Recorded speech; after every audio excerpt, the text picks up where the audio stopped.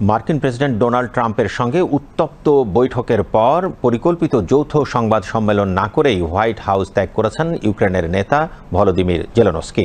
তিনি যুক্তরাষ্ট্রের সঙ্গে প্রাকৃতিক সম্পদ নিয়ে চুক্তিতে সইও করেননি।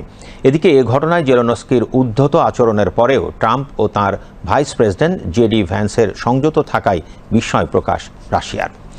হোয়াইট হাউসের এক কর্মকর্তা জানিয়েছেন, মার্কিন প্রেসিডেন্ট ডোনাল্ড ট্রাম্পের সঙ্গে ওভাল অফিসে বিতর্কিত বৈঠকের পর শুক্রবার ভোরে ইউক্রেনের president Volodymyr Zelensky white house ছেড়েছেন। তিনি বলেন, জেলেনস্কির হোয়াইট হাউস থেকে বের হওয়ার কিছুক্ষণ আগে ট্রাম্প ও তার ভাইস প্রেসিডেন্ট জেডি ভ্যান্স ইউক্রেনের প্রেসিডেন্টের সঙ্গে এক বিস্ফোরক দ্বন্দ্বে লিপ্ত হন, যেখানে ট্রাম্প জেলেনস্কিকে মার্কিন যুক্তরাষ্ট্রের সহায়তার জন্য অকৃতজ্ঞ বলে অভিযুক্ত করেন। ট্রাম্পের এ কথার পরিপ্রেক্ষিতে জেলেনস্কি রাশিয়ার প্রেসিডেন্ট ভ্লাদিমির পুতিনের নাম উল্লেখ করে বলেন, একজন খুনিকে কোনো ছাড় দেওয়া উচিত নয়। পুতিনের বিষয়ে ট্রাম্পের নমনীয় অবস্থানের সমালোচনা করেন জেলেনস্কি। একজন খুনির সঙ্গে কোনো ধরনের সমঝোতা না করার জন্য ট্রাম্পের প্রতি আহ্বান জানান তিনি। শুধু ট্রাম্প নয়, জেলেনস্কির সঙ্গে বাক বিতণ্ডায় জড়ান মার্কিন ভাইস প্রেসিডেন্ট জেডি ভ্যান্সও। হোয়াইট হাউসে কোনো বিদেশি রাষ্ট্রনেতার সঙ্গে বৈঠকের পর তাকে নিয়ে মার্কিন প্রেসিডেন্টের একটি যৌথ সংবাদ সম্মেলন রীতি হয়ে দাঁড়িয়েছে। যুক্তরাষ্ট্রের প্রেসিডেন্ট ও ভাইস প্রেসিডেন্টের সঙ্গে জেলেনস্কির উত্তপ্ত বাক্য বিনিময়ের পরও হোয়াইট হাউস জানায়, দুই রাষ্ট্রনেতা কিছুক্ষণের মধ্যেই একটি সংবাদ সম্মেলনে আসবেন। সেখানে ইউক্রেনের খনিজ সম্পদ নিয়ে একটি চুক্তিতেও সই করবেন তারা। কিন্তু এর কিছুক্ষণ পর হোয়াইট হাউস এই সংবাদ সম্মেলন বাতিল করার কথা জানায়।